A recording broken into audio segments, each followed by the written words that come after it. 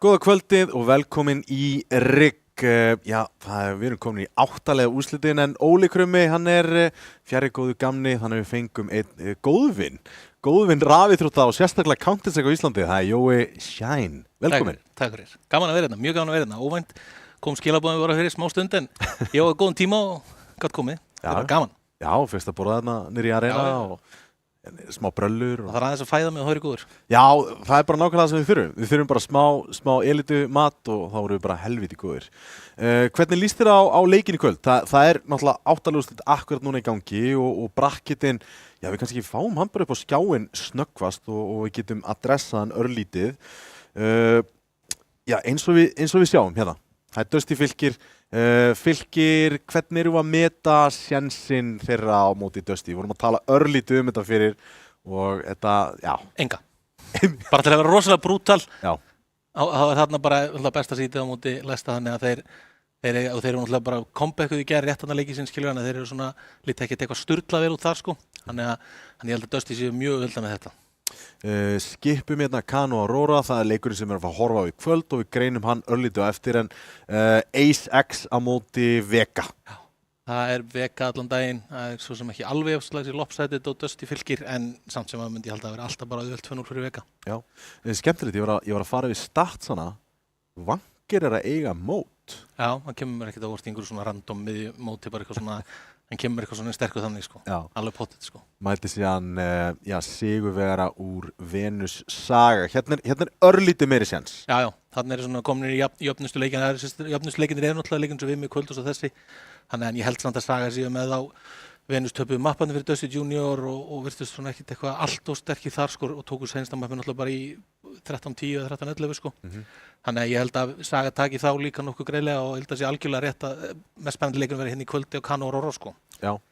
Líklegastur í 3 uppallana myndi ég segja sko. Já, alveg tvímælalaust sko. Það já, við getum kannski kíkt bara á, kíkjum á lið Kano snöggvast og förum örlítið yfir þá. Já, Pressi, Rufflu, Papo, Tópas og Mozart bæta þarna við sig góðum bitum en náttúrulega eins og við vitum frá deildinni senast tapa einu með risastórum víti. Já, þetta aðeins öðru í þessi lið en þetta er skemmtilegt lið og þú komst með mig hérna í einn útsendingu að vera svona algjört face it pug og þetta það sko. Veitum við eitthvað hver kalla fyrir þá? Ég held nefnilega að ég hefði einhvers staðar að vera í breki sko. Já, gæti alveg verið. Það ætti náttúrulega að vera Tópas sko. Nei, það Pressi. Það Pressi? Ég held ég hef heyrt það út frá einhverju að hann sé að reyna að gera það. Varstu búin að sjá myndbandið? Já, úr því þá talar hann sig upp og segja mann til og þeir ekki að hlusta á hann. Já. En ég held að Pressi gæti nefnilega verið yngiflítið þess. Já. Hann með það sterka rödd og þetta snýst svo mikið það bara að vera með rödd og vera með confidence og svona ekki út af því aðeins öðruvísi heldur en í hvernig hún spila leikinn sko. Þannig að ég held að Pressi gæti alveg verið ungur gæi sem ætti að taka sér yngiflítið sko. Það bara vote of confidence fyrir Pressa, komandi frá náttúrulega einu sem er búin að gera í 20 ár, sko. Bara nokkur. Já, hvernig líst okkur líka á, Rufflu náttúrulega kemur frá Venus, einmitt.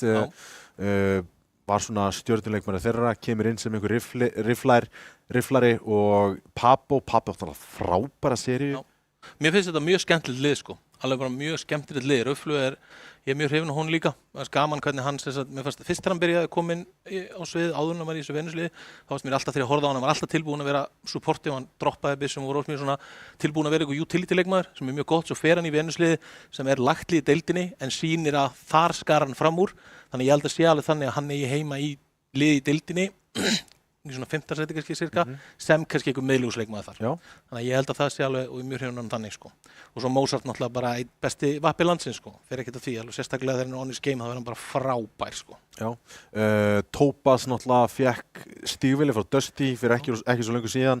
Það ekki líka bara frábær leikmaður til að fá inn í þetta leik? Jú, algjörlega, það gerir þetta leik rosalega skemmtilegt þessi. Hann hefur veit ég hvað enginn lítið þeir eru með einhverja heilaðninni og pælingar og það væri bara, ég væri mjög til að sjá þetta lið halda áfram sko, bara spurning hvernig þeir halda utan þetta sko. Já, það nákvæmlega þannig.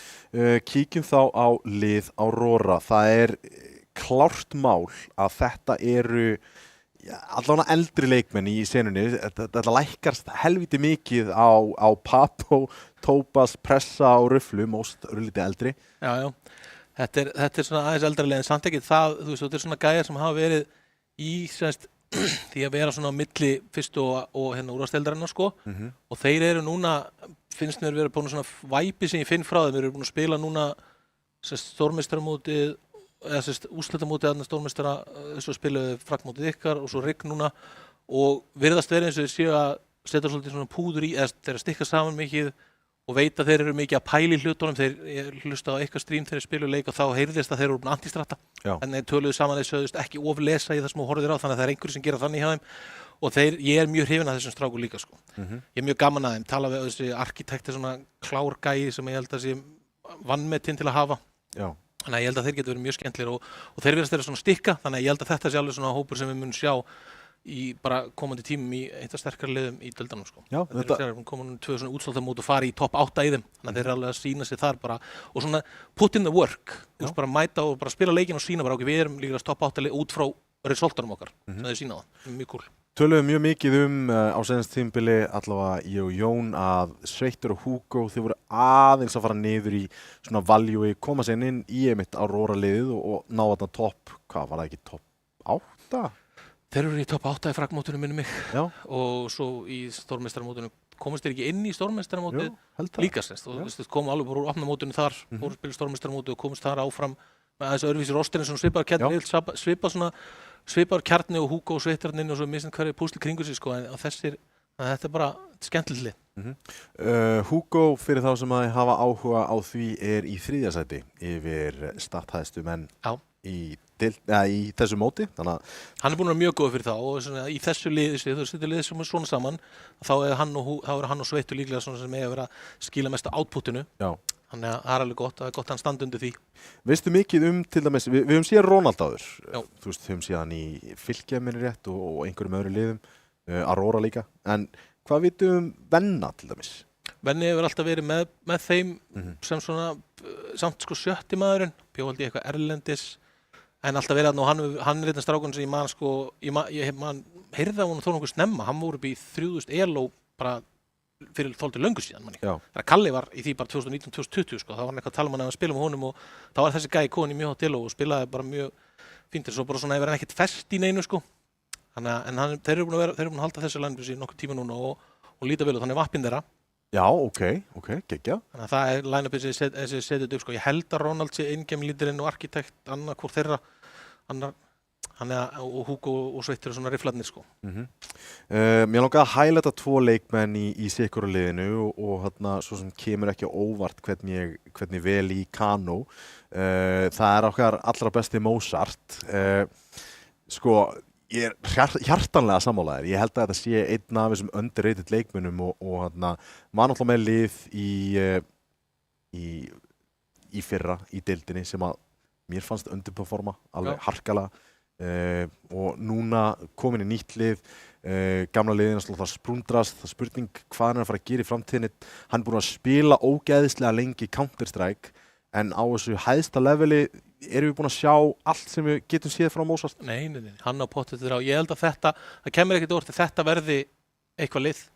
Þessi Kano, Kjarni, þeir eru alltaf að spila mikið saman nýlega. Svo er spurning hvernig fer í dag líka, það getur make or break sko, það fer vel í dag þá halda þær áfram confident kannski og búast þeir vilja líkast verið í þessu topp 4 sko. Þannig að ég get alveg séð að það get alveg virka, ég held að Breki get alveg fungera með sem elsti gæinn með yngri gæjum af því að hann er líka þess þó hann sé, hann er mér finnst hann þroskaðari fyrir aldurinn sinn, skilur meiri segja, þannig að hann er alveg meiri elder statesman hjá þeim sko. Þannig að ég held að þetta sé alveg flott blanda hjá þeim sko. Já, vantar alltaf eitt svona sem að hefur... Það er pappælið. Já, er það ekki? Jú, það þarf alltaf einhver að sjá. Counter-Strike-spilar er ekki stundvísir eða skipulaðir eða þannig að það þarf einn að vera að skamma og urra á menn. Það er rétt. Síðan í liði Aurora þá, svo sem kemur ekki óvart. Þú veist, ég var dálítið ekki seldur á sem gaur fyrir einhverju síðan. Mér fannst verðbréfið hans alveg gjörsamlega hrapa í verði og það er Hugo. En hann hefur undanfarið allavega verið að sýna sína bestu hliðar. Þú veist, tölum til dæmis stórmeistaramóti fyrra Aurora, þar sem hann var, þú veist, svona dálítið hjartaði liðinu. Kemur síðan inn í dálítið skrítið line-up á háinninginum, stendur sér bara mjög vel þar.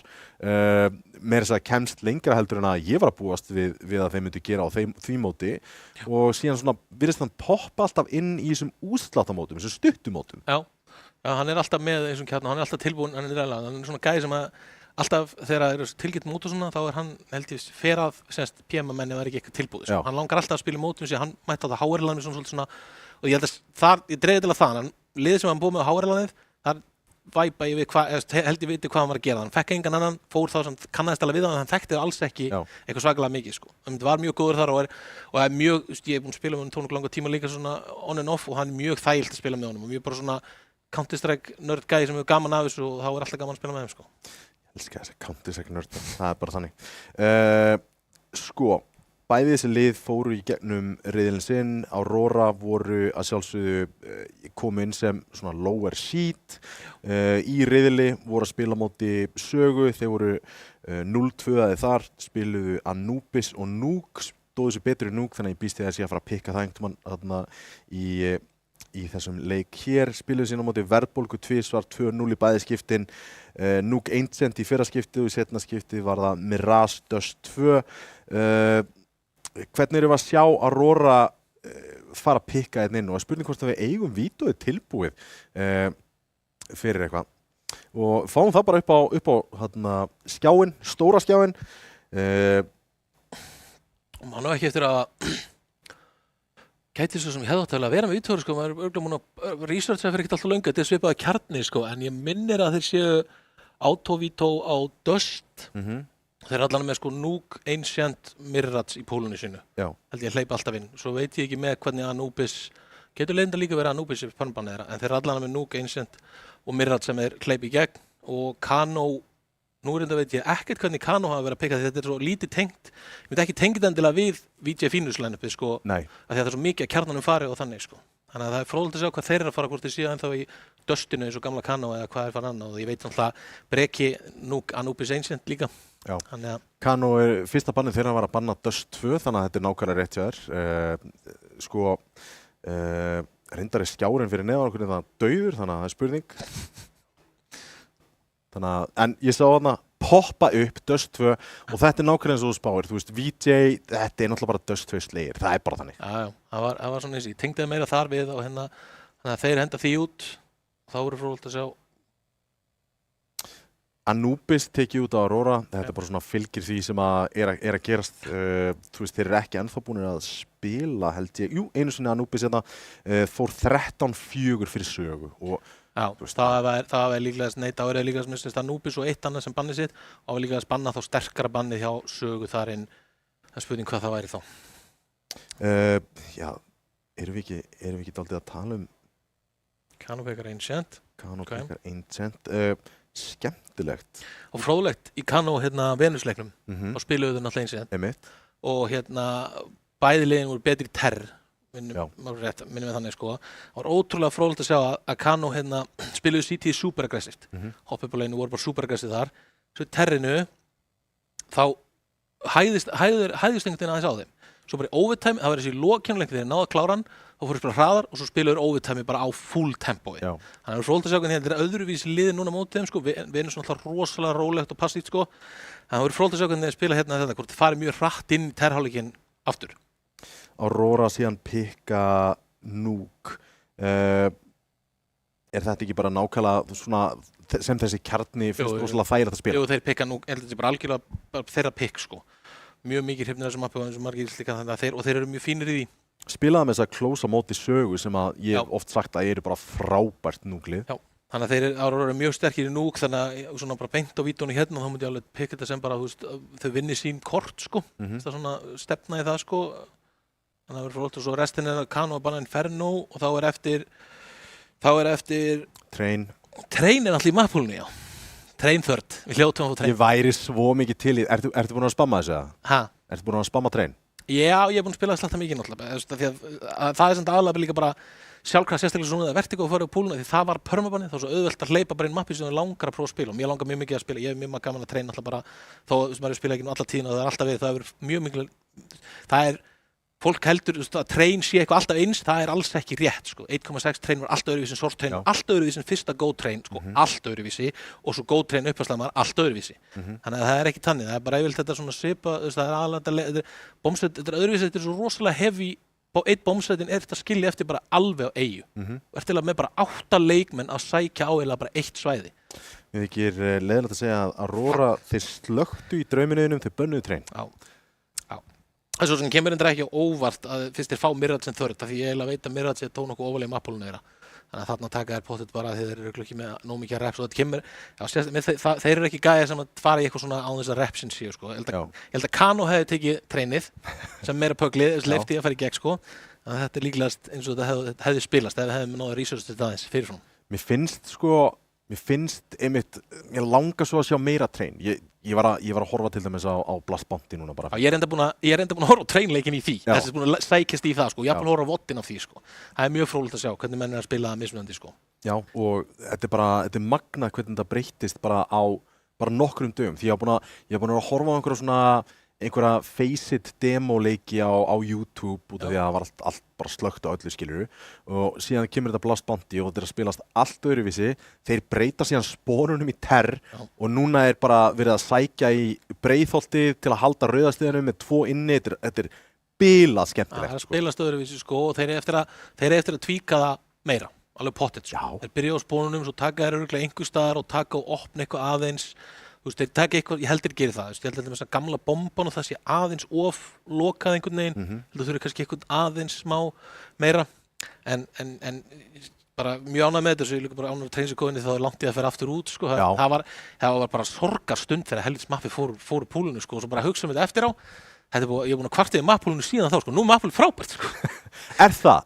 Ok, Jú, bara, mér finnst mappúl, því mér finnst Nuke, Ancient og Anubis allt frábært mapp, og mér finnst, sko, Inf, náttúrulega, ég er ekkert mest í fanni, en Inf er ósvöldlega gott svona counter-strike. Þetta mapp er ekkert eitthvað besta útgáfan af því, en þetta er samt alltaf, ástæðan fyrir að Inf kemur alltaf tilbaka og er alltaf frábært þriðja mappi prófleiki mér, þetta er svo fullkomið counter-strike mapp upp á hvernig rotatein virka og hvernig þú þarft að spila leikinn og svolítið svona, að það spilast alltaf eins út af hvernig layoutið er, sko. Já, einmitt. Þannig að við erum eins og að fara í Ancient. Hvernig finnst þér Ancient? Mér finnst Ancient til dæmis frábært. Ógeðslega. Bara geggjað mapp og það er til dæmis mapp sem þú getur séð mjög vel hvað litlar breytingar og litlir hlutir geta skipt máli hvernig þú skiptar öllu metanu. Ancient var á tímabili, sko, bara super cities, bara 12-3 city mapp, svo skiptuðu þau spónunum aðeins aftar, eiginlega extreme aftar. Og þá var þetta termap, af því þú náðu bara termitinilega frýtt, þá sviftaði þess að meiri termap, svo balansiður það og núna er það bara, þú veist, bara frábært mapp í prófspili og þú veist, þetta er svona mapp sem að, og eins og þetta MR12 spilast finnst mér, að það er mjög auðvelt að snowballa og swinga oft upp, þú veist, resoltið, þú þarft svo lítið rándu til að vera komin í kannski smá lít, sko. Þannig að þú spilast mjög skemmtilega og bara mjög hrifin af mappinu, að þetta spila hægt, hratt og taka alls konar fake og minna, eitt besti leikur sem hefur verið bara til, eða þess þannig að Ends Face-leikurinn sem fór í endalastu óvitæmi sem hún sást með mjög mikla svona dýft í taktíkinu og hvernig hann geta rótetta á stuttum stöðum og svona, skemmtilegt mapp. Ertu tala um þarna leikinn þegar að Gley var að kalla fyrir Ends eða? Nei, þetta var snapp í Ends á móti Carrigan Face, þú getur hort á hérna á hvað allir að fara á YouTube eða ætlaði tóku sérst, það var 31-33 leikur eitthvað og þeir tóku komsinn, þeir klipptu saman frábært vídeo. Þetta er endilega að tjekka það, bara klippa saman allt, menn öll serían, þetta serían var frábær, þar sem þeir hafa komsinn inni og menn, þá heyrir hvernig Carrigan er að, og heyrir hvernig hann er að mindgema og kalla inn í það, það er mjög flott. Ég held að þetta sé líka bara, ok, það er eiginlega ekki hægt að minnast ekki á, sko, YouTube-channelinu á Carrigan. Ég horfi rosalega mikið á þau. Já, þetta er líka, og þetta, ég get bent mönnum á þetta sem, sko, ég held að sjaldan sem ég hafi þróast og lært mikið sem innkemlítir var eins og þegar Cloud9 voice-comin kom þarna út á tímabili að hlusta Cloud9, þú skildi hvað það er að segja? Já. Það bara eiginlega allt sem ég læriði og byggði utan allan hugsunarhátti minn var frábær hvernig Sean Gers var að kalla þeirra og heyrðir virkilega high level, þannig að ég myndi alveg hvita menn til að 100% taka svona og líka jafnvel þegar þetta eru útlendingarnir og textan, sko, bara til að sjá hvernig þú getur svona þeimlega greint úr því, sko. Carrigan dóttir náttúrulega alveg frábært, sko. Já, það er bara þessi international lið líka komin, alltaf á ensku. En við erum komin live hér í Ancient, það er fyrsti leikur í þessu best of 3 seríu. Fjórir að hoppa upp á leiðinni. Ákvæðar. Róra með alvöru statement. Það var Topaz pressið með sitt born og þetta hefur verið greið leið fyrir Terrana hérna inn á B-sætið. Gáfu alveg B-ið. Það er svo sem er ágætið sæt til að ríteka nema þetta ef að Terrana fari í 5-una. Já, one v 3.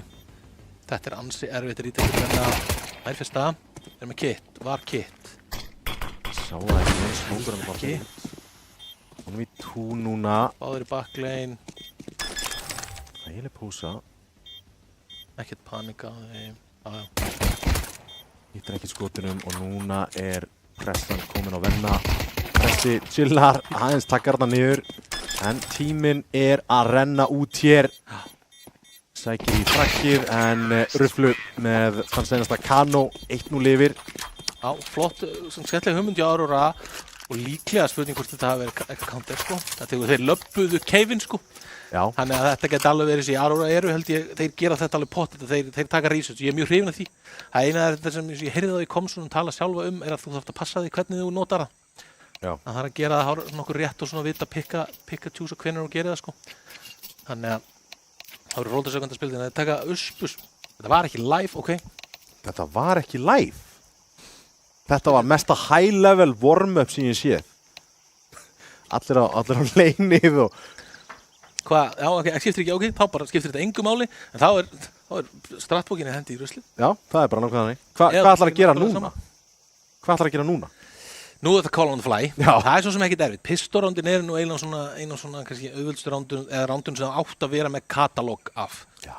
Þú veist, það er bara að þú spilar það ógeðslega oft í hverjum einasta leik, þannig að það geta verið með og þau eru oft lítið að stöffi og einfalt dæmi, þannig að það eru fróðlendar að sjá að bæði liðin þurfa að takast á við þetta. Þú veist, annar liðið þeir sjá að þetta eitt strattið og þannig að terfurinn þurfa líka að breyta. Þannig að það eru fróðlendar að sjá hvernig liðin taka á þessu. Vitum við eitthvað af hverju? Já, það er alveg góð spurning hvað sé að akkurat núna. En allavega tæknileg pása tekin þetta. Virðist það vera allar kams séu komin eftir fyrstu útskiptingin í rigg. Já, það er mjög gott að þessi allir með kam og að gefa Aurora kredit fyrir það. Þeir stríma leikjunum sínum. Já. Og þeir settu svo notuðu það sem þeir eru að gera. Allir á sama forritun einhvern veginn og þeir voru með strím með öllum kamonum ásamt bara einum gæja, skilurðu. Nice. Það var mjög cool. Þeir náttúrulega sömu gæðin sem kliftu saman þarna vídeo þannig að þeir eru svona content hlutan líka. Já. Sem alltaf, það gerir þið mjög auðvelt fyrir að halda með þér. Það er þess að menn með ekki vannmeta við það svona hluti. Það er rosalega auðvelt að halda með einhverjum sem þú þekkir aðeins persónuleikann og svona aðeins. Já. Það er mjög mikið þannig, þannig að menn þurfa alveg að vinna með það sko. Þetta er náttúrulega vegferðin í það að koma mönnum í kams og láta sína andlitið og ég meina Tópas gerir nákvæmlega sama, klippti sama vídeo og postaði á CSGO, Counter-Strike samfélag á Íslandi. Það var ég að horfa á þennan hóp í rauninni bara að vera drullið í hvern annan og það er ógeðslega gaman. Allir vinir. Allir vinir. Þetta er alltaf bara keppnisleikur sko.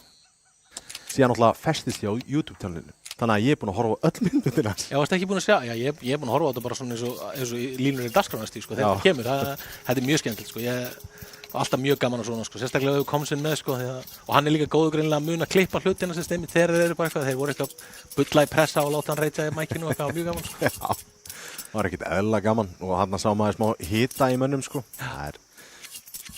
En já, við erum bara að bíða eftir því að leikinu starta. Arkitekt og hver var þetta? Pressi? Nei, Tópas. Þeir eru líkir. Líkir? Bendum á þetta. Arkitekt og Tópas. Við séum 1-1. Fylgist af webkaman. Já, ég fengi til að Observerin getur náttúrulega gert þetta fyrir hún. Þú skipta á milli nákvæmlega þessar manna, sko. Já. Og þú getur núna að fara þess að, sko, vá, það er A-stakk og þeir rössa B. Ok. Hérna er mjög mikilvægt arkitekt halda fimmunni. Af því að afturplantið á þessu mappi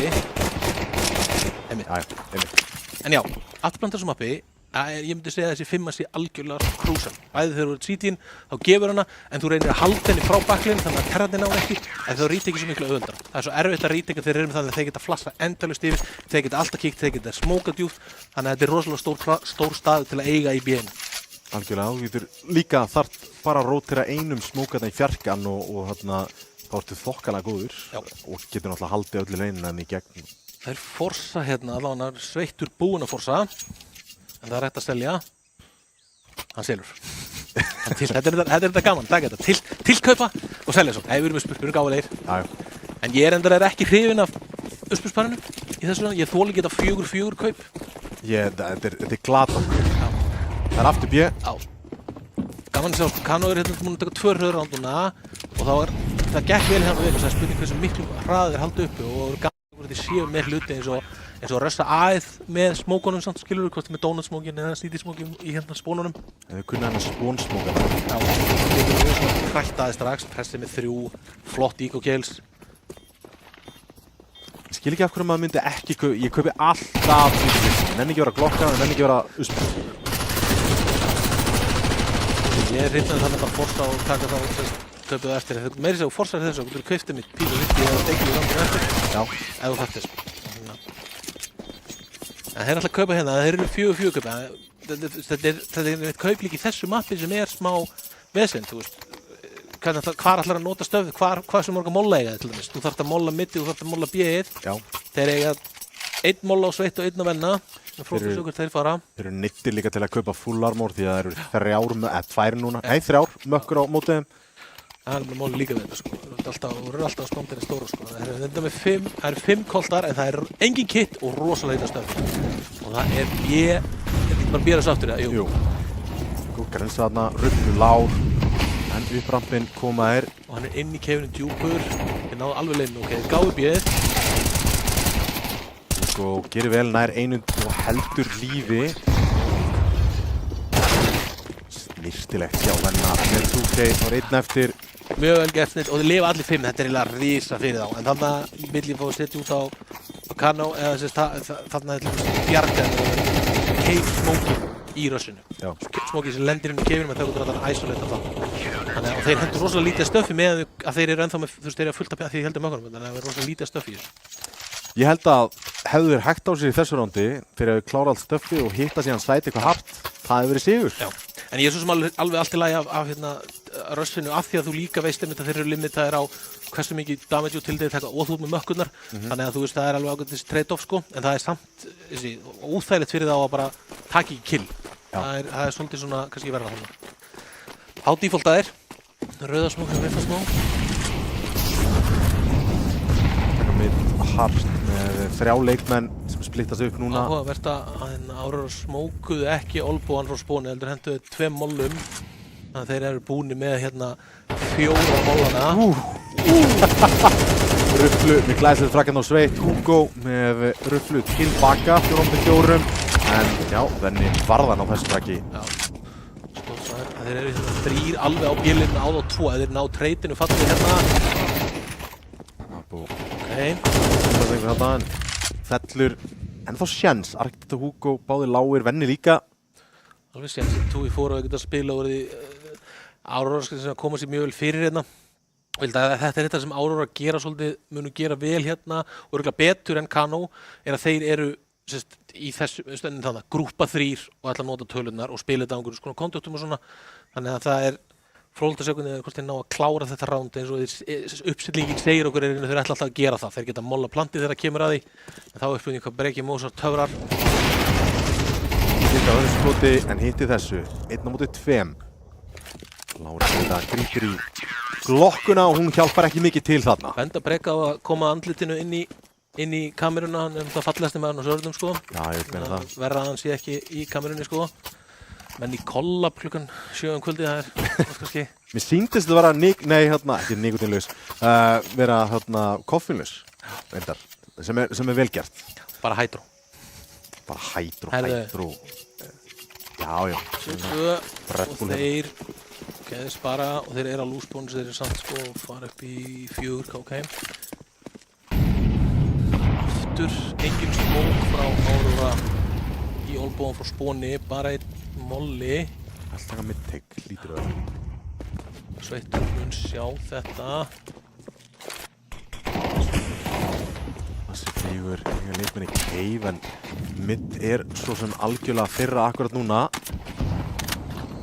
Smókar út rauða sjálfur en þeir eru upp á leið. Hver hendi grenu? Hvaðan kom damageið? Ég misti alveg. Já, ég sá það ekki heldur, reyndar. Sveittur hefur hend grenu.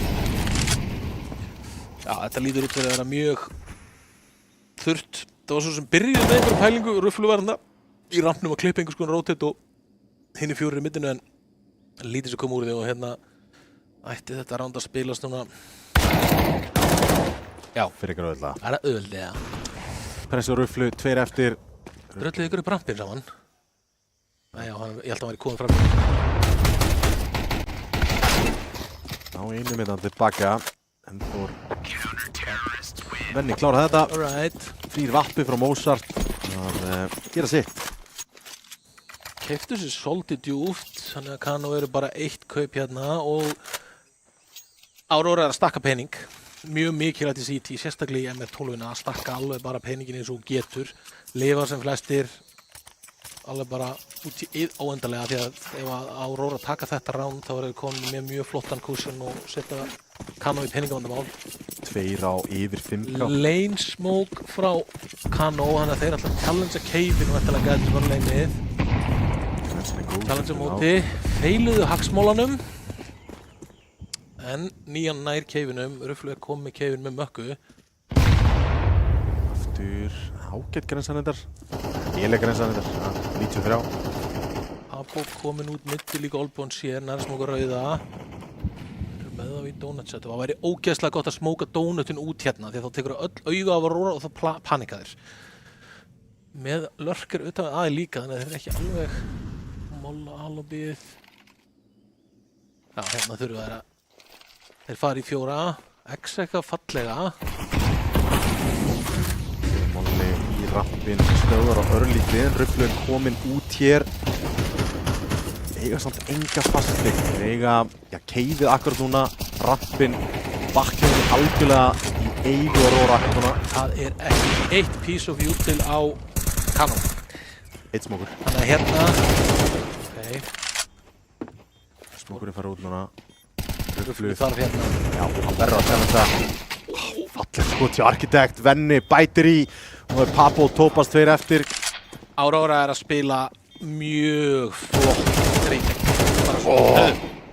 Býtur nú við, leitar að skotinu en Ronald fyrir frakkið fyrir rest, 55 HP Jónasson. Aurora var að spila mjög, ástæðan fyrir þetta að þeir klára þetta retake sem lítur samt af því þeir eru í 4v1 úr 4v4. Treyta rosalega fallega niður, er ekkert að drífa sig og spila þetta rosalega vel. Þannig að þetta var fínt X-X sem hjá hérna Kano en það er rétti að þeir eru alveg búnir á stöffinu og gátu ekkert gert eftir það. Þeir hefur þurft að neitt flass í 5-una. Já, það hefur hjálpað Rufflu ótrúlega mikið með þessa mökku. Þeir kaupa hérna, þeir eru alltaf komin á full loose bónus. Þannig að þeir fara alltaf í 3-6. 2-2. Molli góð grensa og þeir eru lágur eftir þetta. Venni lítur að falla hér. Það er ekki öðrum að það sveittur. En býtu, Ronald er eiginlega aukall. Já, Papo var búinn að Unreal. Já, hann var Unreal í 1 cm í senasta leik. Hann er búinn mjög góð fyrir þessu móti og bara lítur bara flott út hérna. Það er 2 rán bara mjög krisp. Loksins fellur en Architect 1 eftir á móti 3. Hérna er eiginlega bara risa hjá Architect að vera og ef hann getur tekið 1-2 með sér og þarna í þessu mappi getur það mjög auðvitað með bombunni sko. Já. Ef hann bara aðeins dílegar hérna og meiri segja á hann á kitti og smókið. Hann að molla. Getur verið óþægilegt. Hann getur náttúrulega ekki vita þessi allir 3 þannig að hann núna þarf hann Ég vil sá hann smóka bombun og hlaupa í áttina en annað næstuði sko. Þeir lifa allir, ok. Það ekki, jú. Það er stórt í Kano þarna, við lefum þetta með 3 af og hérna setja, það þarf að dreifa hérna peningum hjá Aurora. Út af Papo, hann blev líka vannmeti við þarna eins og Papo skilur. Þetta er 1v4 að hérna hversu mikið stórt það er að taka burtu 1-2 byssur. Já. Því að peningurinn Aurora leitilega bara skeri út og hann er eiginlega bara búinn hérna. Það er 1-2 kaup í púabátninu þannig í næsta randi skilur. Þannig að pressu smók frá Rufflunni og rauðasmók. Hrifin af þessu. Og hrifin af þessu molla. Já. Þetta er geggjaður molli. Og þetta er líka góða útgáðan af mollanum. Pressu með mikið props. Plúsi kladdan fyrir pressa. Já, plúsi kladdan. Skulum einhverju halda utan þetta. Það er bara skrifa þetta. Plús Papo. Sjá, þeir eru 5 á leininu og þeir, hérna er kjörinn af breki og hörðu þetta var risa hjá Venna og Arki ekki að búast við sveittum hana. Já Aurora er að spila mjög fallegan CT-set svona, þú veist, einfaldan en mjög fallegan Breki reyndar þarna á eiginlega að taka ég væri til að sjá þetta frá hans angul hann er bústaður upp á kassan þegar þeir kíkja í rampinn efst Já. og hann dreipur engan þeir kíkja alltaf í báði sko Þannig að hann hefur eitthvað held ég við fór skotinu þar sko, en En Venni gerir líka vel í að ná killi á rífraki þar og sér að minna Aurora eru bara mjög kontent að fara aftarlega. Fallegt skot. Sér hann fara upp. Já. Aftur, lið á 5. Já, lið á 5 og flottum það er risa þarna. Það er algjörlega risa. Hann gerir þetta svo mikið fyrir þeim að þurfi ekki að þetta gerir það verkum að hálfleikurinn hjá hérna Kano verður svo erfiður. Það spila svo ógeðslega oft á móti Guns og fær svo lítinn séns. Þannig að Aurora eru bara algjörlega præmt að koma með flottan sítjálgirna og verður fróðilegt að sjá. Þetta er náttúrulega pikki hjá Kano. Já, það er krúsjál, það sem að skulum ekki gleyma. Þeir voru hálfsbreytt frá því að tapa sínu pikki á móti Venus í seinasta. Söldur látir þetta. Vildi virkilega komast þarna upp. Papu í challenge-inu. Þeir eru að læna upp í aðið hérna. Vildi bara svindla sér inn í hér. Það er skemmtileg sókn að fara eiga þessi staðinn á A-sætinu. Venni, Skuggi. já, getur kallað menn yfir og er komin í dónutinn. Herri, þetta var geðvikt.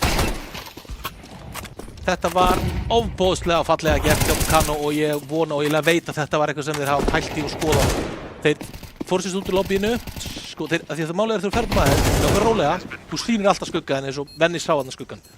Þeir bústuðu, ná að taka og leiðu þeir sjá hvernig í kirkju, þá skiptaði brekkin í angolið. Það var þessi settan algjörlega uppi og þetta var hlutastnöndar flott.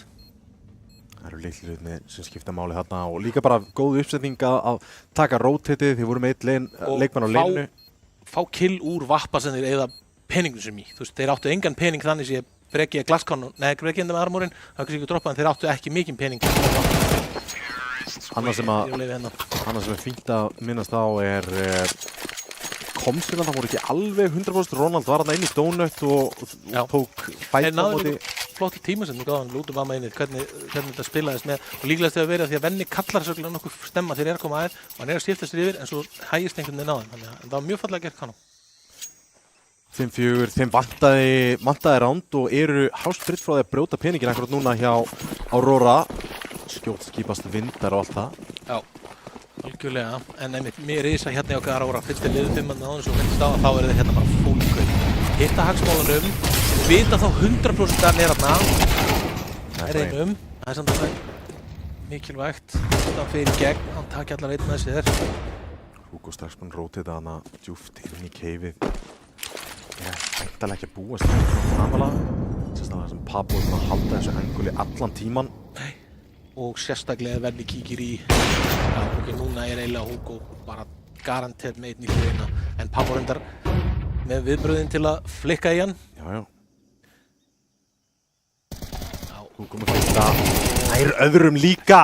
Nær ekki skipta í næstu byssu og Topaz nær rífrakinu. Nú að Venni að róta þetta yfir í 5-una. Besta skinnið á vappan líka. Og underrated sönninn líka.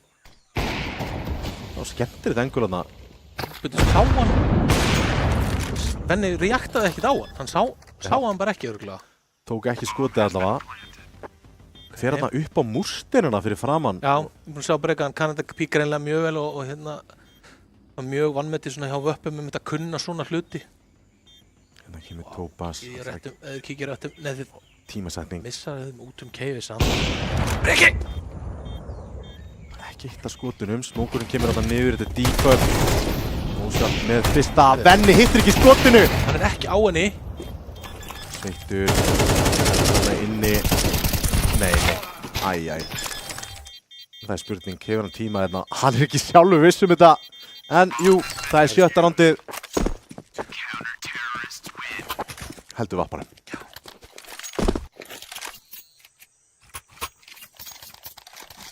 Já. Það eru menn að spila Source hérna. Hefðu. Það er hart. Í döst 1. Það er enda eina leiðin til að spila Source vantilega. Já. Það er spawn smoke í 5-unni á Topaz. Þessi að það röss. En allir að þessi smoke lendir í 5-unni bara sem set smoke. Hvað eru flanalæna? Það er taktikal hjá Aurora. Þetta er mjög hrifnið þess að taktísku pásu þarna. Þeir gera þetta líklegast sem svona smá öndunarpása og sástaða sveittur var að panika og þeir voru náttúrulega í þannig rándi sko, svona smoke diffuse og þannig sko, þannig þeir aðeins að núlstilla væntanlega hérna. Ræða bara hvernig þeir ætla að líka hægraða þessu. Ronald á MP9, það vappi á Architect að þessunni. Já, Venni voru nú væntanlega á Venna. Venni nú ekki búin að hitta skoturinn sín samt, en það útfara að skipta vappa í miður leik.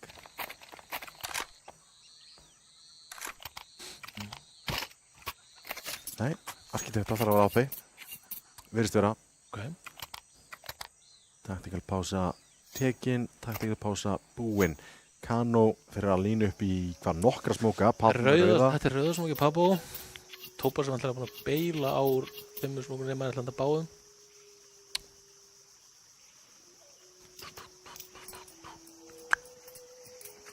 Famas og Ronald Architect, það var gaman að sjá hvað það var að gera með að vappa.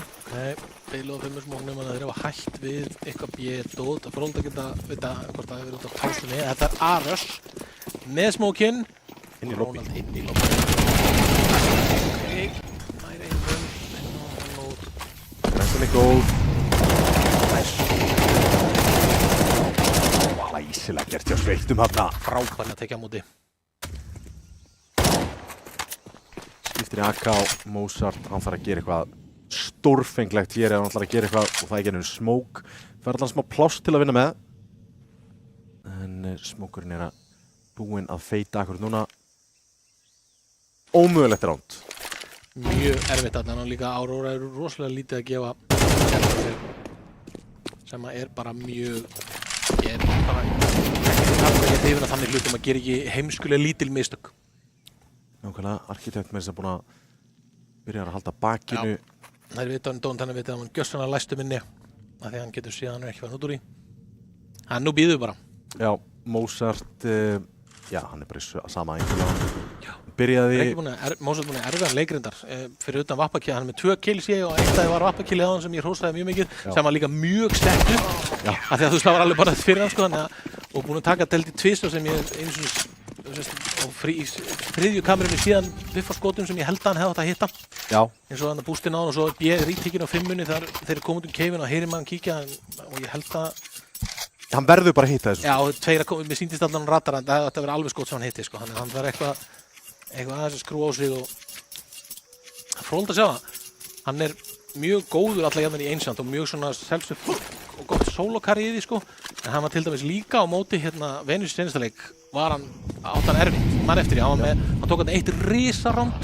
Fyrir utan það var hann bara með einhver 7-8 kill og það var fórkerránd. Þannig að hann er búinn að vera erfiða terrorleik með þeim í þessum 2 leikjum allavega.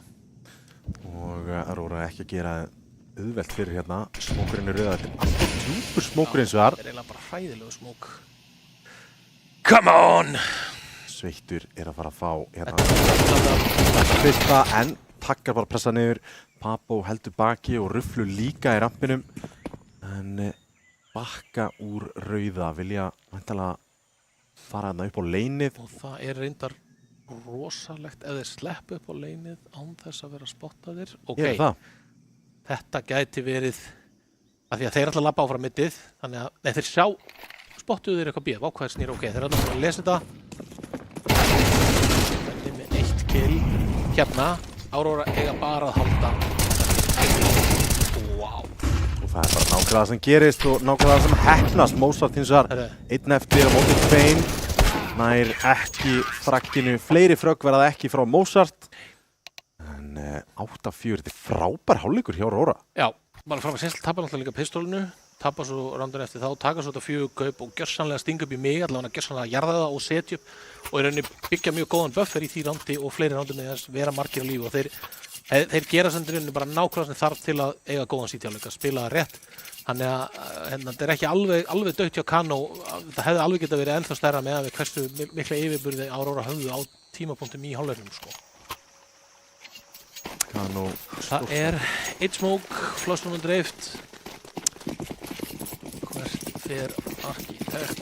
Þetta er sítismók. Sítismók. Rufflan. Já, hann ætlar að halda línunni en þeir ætla að eignast dónutin í dag. I like this. Mjög greinilega útpælt meira heldur en bara förum A. Já. Förum A og förum í Donutinn. Það hrifin af því. Það er kit á CT-unum og þetta er svo sem bombsite sem að það er... Já. Ég er alltaf hrifin af þessu sem að Tópas takist bara eftir. Og komin á bombuna og hann næði það ekki. Já, ætti að ná því hér. Þetta er skemmt þess að smóka kit, gefa ær, fer leit og smóka bombuna. Það er rosalega erfitt að gera í því með glokkunar. Ef þú nærið að komast út úr CT choke-bondunum. Það er eiginlega það sem þetta snýst úr sástila og þetta var eiginlega bara nákvæmlega sem ég ætlaði að gera því að Tópas, eina sem hann hugsaði var að smóka, hann smókaði bombuna frá spónunu og svo bara beint á hana. Þannig að þetta var líklega frá mjög líkt því hann bara. Hitta líka ágætið skotum þarna en Kano allan að þurfti þetta ránd og bæði pistol kom til þeirra. Það er kaup hjá Aurora. Kano eru reyndar ógeðslega góður í þessu. Halló, MP9, næri ekki þrökkunum.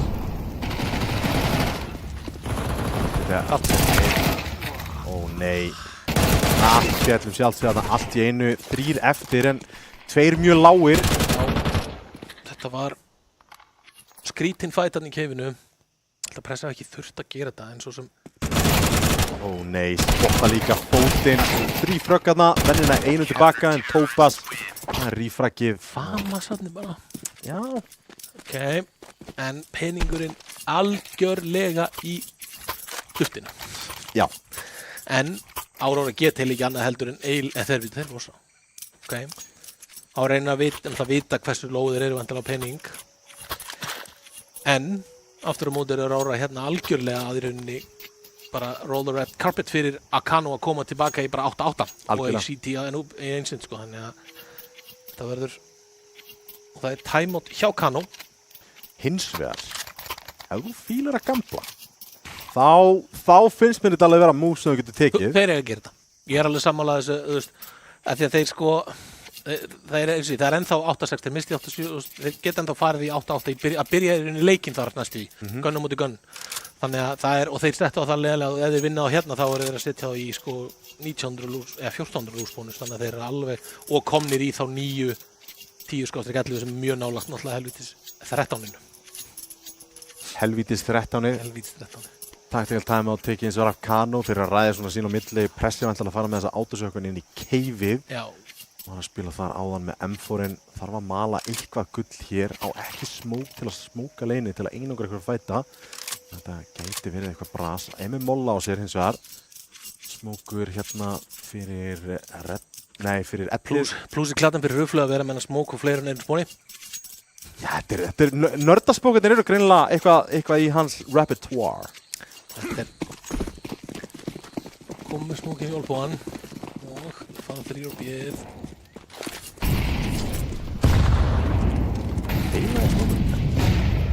Nei, hann er það ekki. Pressi close á rampun, þeir fóru ekki í keifinn. Skildi bombuna fyrir utan ellið, þannig að þetta er ekki B-finish allavega. Nei. Mjög mikið default, Tópas heldur bara keifinu. Hvað er autosökunni? Close fyrir rampin. Já. Það er ásinn hann á ræðunum sem er mjög góð pósum alltaf fyrir autosökunni. Vissulega spila 3B-inu hart. 3 að pikka hinum meginn. Tópas pakkar hann í 45. Elska þetta spam. Hérna erum við líka bara að horfa á byssur sko. Það er smók og flöss til en annars er engar greinur, engin mólar, þannig að það er mikið af fætum hérna sem er og menn þurfa að nýta flössi sín hérna. Hérna er Aurora með 3 flöss. Hérna vil ég sjá vel nýtt þessi 3 flöss. Annað væri sóun. Algjörlega. Það er að fikra sig hérna bara yfir middið. Pikka upp bombuna og inn í A-lobbyið væntanlega og þetta lítur út fyrir á smók sko. Pappa getur skotið og smókað. Já, love that. Út í rosalega choke point.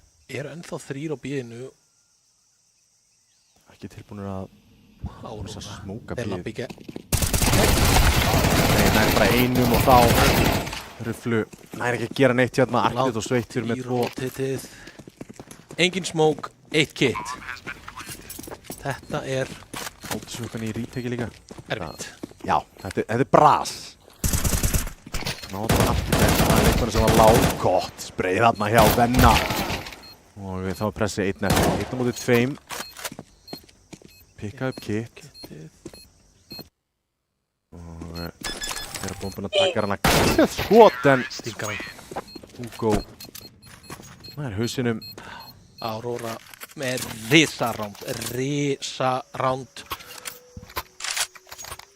Það var svona vantaði sko, eins og Kano verið sko, það sem Papu gerir frábært, en þeir vantaði meira svona að það væri eitthvað meira pæli, eða skilur, svo bara fara þér einhvern veginn að bakvið og reyni láta, Ruflu þarf að vera nærandi held ég fyrir treytið, þeir þurfa að treyta þetta betur þegar þeir komi í gegnum smókinana þessum seinasta tíma.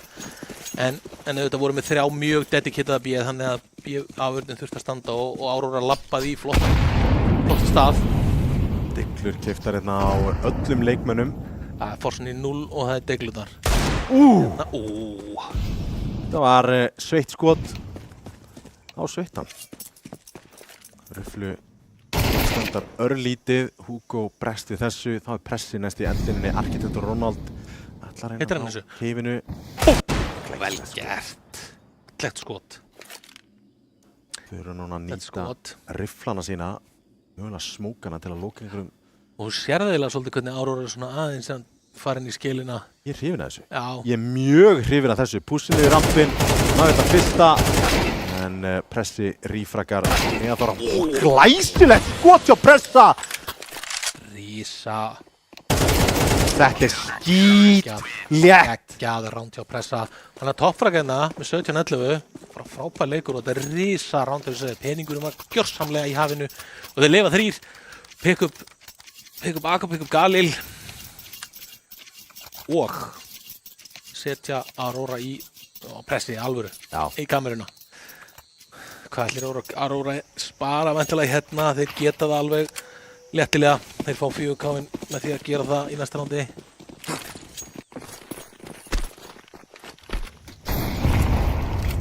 Smókur í hlif og ég þá miðuna djúpt núna, 1 flass út og hérna er bara hálfinn á svon.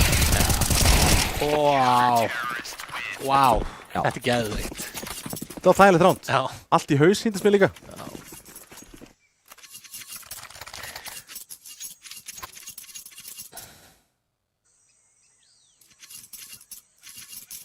8-9 fyrir Aurora hérna og þeir eru kaup þá núna. Fróðlegt að sjá hvernig spila úr þessu ránd. Þeir eru búin að spila hægt nýlega. 4 átt að bíðinu, 1 olbúa.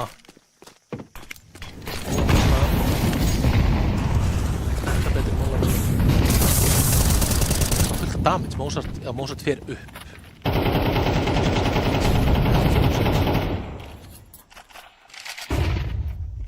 Ekki ennþá komnir út rampinn samt. Gæti verið bras. Þetta var nákvæmlega rándið samt, Deglurándið sem að þeir þurftu. Já, þeir gjörsamlega þurftu þetta og snú alveg rosalega leiknum við. Fróðlegt að sjá hérna, þeir breyka smókinn þarna. Það er ekki í gegn. Spotta ekki neitt hana. Það er mikið eftir, það er 2 flös eftir á Kano. Og þeir ætla að stikka. Þeir verða mollaðir út og það var hendur 2 flösum. Þannig að Móla Hóman, Móla er ekki. Já, ok. Heru, Og flass ekki. Gætu verið okay. í vesinni.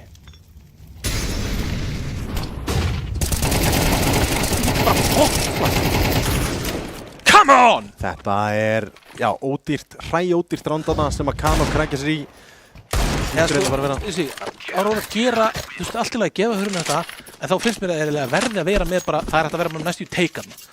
Molluðu ekki vinstra megin, sýndist mér að þessast hurðina, og svo flassið er bara eitthvað bankaða vegg. Þú getur hendt bara pjúra poplausu þannig að vinning getur svingað í gegnum þetta og þeir get ekki feysað þetta. Þannig að þetta á ekki að vera því þeir vita eiginlega popp þetta þeir þurfa að challenge þetta. Mér finnst líka dálítið skrítið, sko, nú hef ég spilað töluvert af Ancient og ég hef töluvert lent í nákvæmlega þessum aðstæðum. Ég er miklu hræddari við horni heldur en nokkuð með rampinn. Já, algjörlega. Þú getur, og svo sem allirlega mála hinum en ef þú bara flassar og svingar alveg, eða skilur, þeir flöstuðu illa og svinguðu ekki einu svona hornið.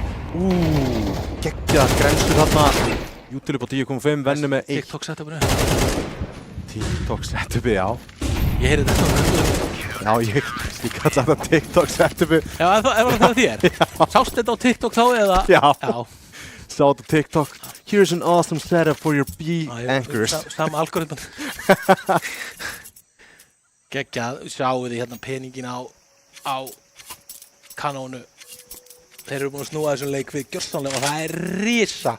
Það verður að gefa pressa massív prófstanda fyrir þetta ránd með degluna bara frábært. Ef þið vinna þennan leik, eða allavega þetta map, þá er það rosalega mikið á bakinn og pressa hvað sem að hafi verið þetta ránd eða eitthvað annað. Já, hann er búin að vera svona mjög stöðum sig, hann er ekki búin að vera mikið flassi fyrir utan það ránd, svo sem ég teki mikið eftir að tjekka að hann væri að stáfraka en hann er að gera það. Tony og Skalstrít. Sér aldrei þegar náðu fröggum, en alltaf 1-2.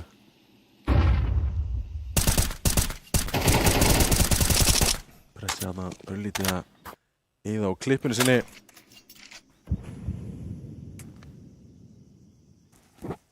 En það er spurning hvað að gera núna. Smókurinn er að fara að feita. Pressi lendir í pressu. Mozart. Bústa á aðeinu, búnir að bústa venna upp og hann er gjörsamlega. Ó nei. Hann hlýtur á að heyrst þetta. Sko þeir heyrðu þetta en vita þeir hvað þetta er venni. Venni næsamt Papó í dónutinu. Venni skeilaði í Papó. Bomba leikur í Olboa.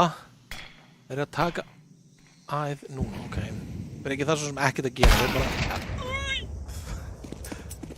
Smók. En byrju hver... Þetta er Mozart á CT sem náðu þessu. Og af hverju draf... Ja. Hvað draf... Af hverju draf ruflu, hæ? Þeir eru svona að fara að býja, þeir löp, wow. Þeir eru með okay. Í baka. Já, fallegt middrandkólan, átta sig á því að þeir get ekki snúið við allavega að. Það er svo auðvelt að lesa að þeir öðru hefur verið að þeir eru lengi á bómsveitin. Þannig að mjónað með skildi eftir eitt lörk. Og venni að ég er mjög stórt ránd. Missir þarna af Tópas, öllítið framjá sér, en ég held að komi ekki að sök hér. Flassi kynnsvega flýgur.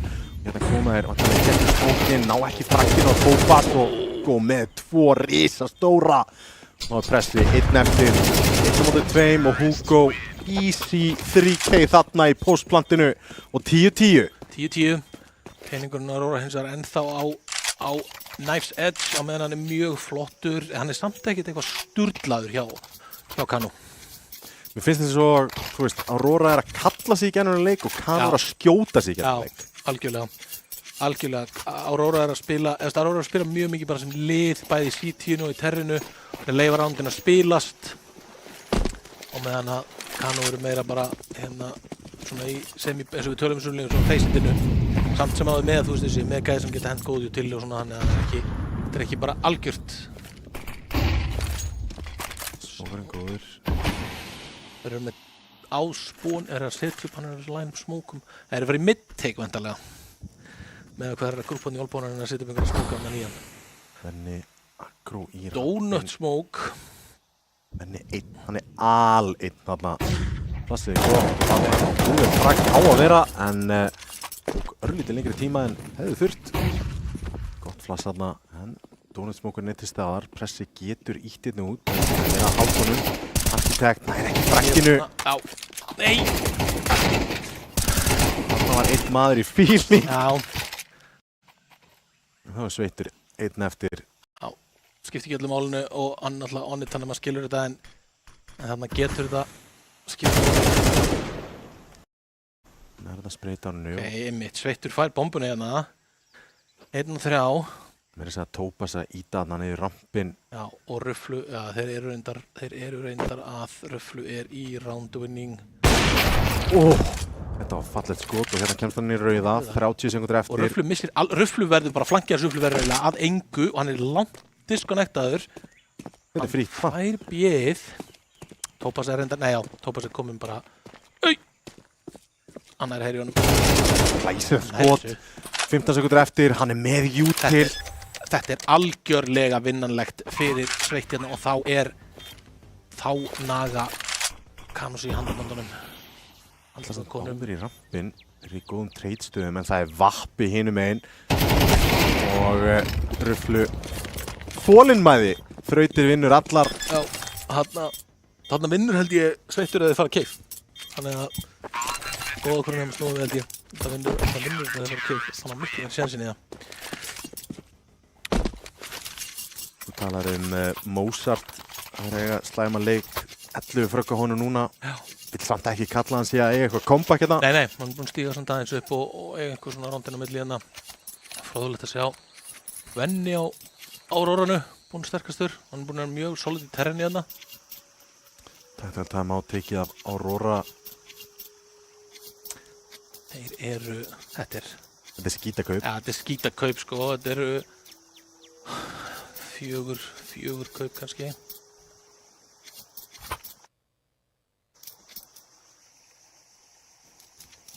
Fjögur kaup þarna örlítið niður, Sveittur komin á AK, Ronald líka. Já, þetta er full kaup hérna. Þetta er ekki að spila upp á overtime. Vilja ræna þessu mappi.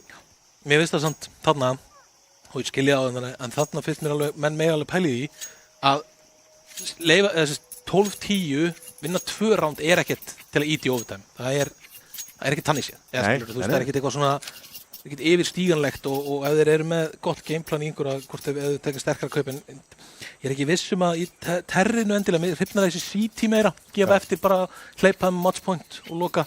Það er erfiðar í terr, þú getur sett svo mikla pressu líka og peningurinn hjá Kano er ekki frábær. Það má ekki sjá. Skildu þið vinna þetta, þá þeir að þurfa að vinna, þú veist, þannig séð bara 2 gunround. Þú veist, þið fá 1 frítt round á það milli og meðan þetta komið smá pressa á Aurora hérna og þetta er asmókurinn. Já, ekki vilja kasta honum. Smókur í ellið, Mozart er með frábæra línu. Missir skotið, það er að bakka, en þeir eru mjög nálægt. Flassir kemur glæsilegt skot. Það er öðrum þriðja! Frábærlega spilið á Mozart. Ertu ekki að grínast? Stígur upp á hárréttum tíma. Það þarf ekki meira maður. Sæll. Frá 11 upp í 16 á einu rándi og það er reis. Risa ránd líka á móti X-ekinu og sko þetta fyrsta kill í flassinu og svo seinna að ná að rífa pistólið. Þetta er gegg, hann stoppar gjörsamlega rössið þarna og svo finnist þetta með Fortnite killunum í lokinu þetta. Þarna væri ég alveg brjálaður út í sjálfa mig. Það kom aldrei rífrakkið á vappana það. Skrítið spacing þegar þeir náðu einhverjana. Hendu, sko þeir X-ekuðu með 1 fyrir utan annarkið. Sjáum hvernig þeir spila, þeir eru að fara hratt hérna inn í rauðað.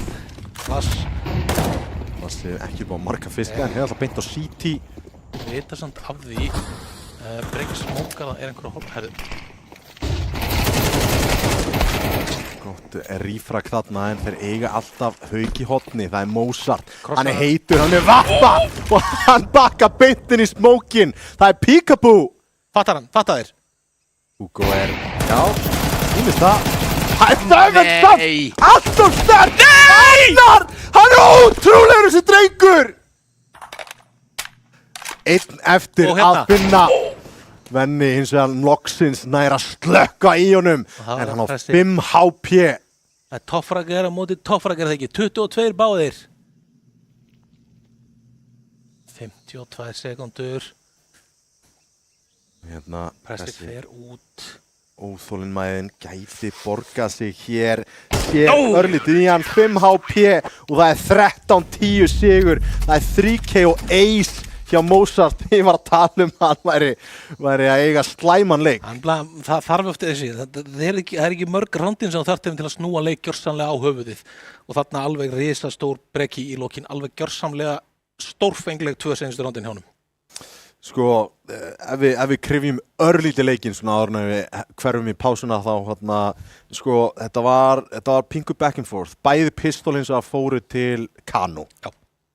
Kano tóku bæði pistólinn og þannig náttúrulega búið til grunninn fyrir þetta, en Aurora spiluðu þetta bara mjög vel eins og ég talaði mikið um leikinn. Þeir spiluðu mjög svona bara standard Counter-Strike, saman sem CT, grúpu mikið sem TER, en einstaklingssamtökin voru stærri hjá Kano. Það var pressarándið og það var brekkarándið Mozart. Þetta er þessi 13-10 sigur er þarna í mununum í þessum 3 rándum, þannig að það vantaði svona aðeins þetta sem þarf líka og það er sem svo fallegt við Counter-Strike sko, þú getur verið með besta gameplanið, bestu ströttin, bestu flössin, allt, en einstaklingsframtæki getur alltaf snúið öllu upp á höfuðið sko. Nákvæmlega, hver er maður Ancient? Hver er maður Ancient? Það ég ætla ekki að setja á pressa ef ég fer með rétt mála hann sé að kalla, þá var hann í terrarna hjá þeim og þeir taka 4 ránd og svo stóri í öllum leiknum þannig séu á þarna, þetta ránd svo stórt og eins og Breki tekur eisinn hann klára leikinn alveg, naglinn í koffinni en hitt rándi í rauninu við stjölum fyrir rándið, þetta eiginlega bara næstu í Aurora, ef þið takir þetta ránd þá þeir búin að snowballa rosalega og eiginlega bara algjörlega præmaði til að klára. Þeir taka þetta að lifa 2 eða 3 eftir með deilunar og setja og líka, þú sást að þetta ránd var líka svona sving upp á einhvern veginn attitúti fannst mér því að þú sást að strax Breki drapinn með Mósa drapinn deilunni mjög snemma og þeir hægðu alveg niður og svo letu bara pikka sig í sundur og eftir þetta voru þeir, það var þeir fóru í rampinn og það var þeir fóru þarna, B-lane late skilurðu, þeir voru svona meira timid. Þannig að það var reisaránd. Þannig að ég held að pressið sem hafa leikið inn í fyrsta með leiknum. Já. Já, það er bara frábært sjá þér. Ancient búið, Kano einu mappi frá því að tryggja sér í fjórðungsúrslitin og þar með kannski sæti á sviðinu í Laugardalshöll. Það er aldrei að vita en það setja Krík Keflavíkur eftir smástund ekki fara langt. Hvernig sem framtíðin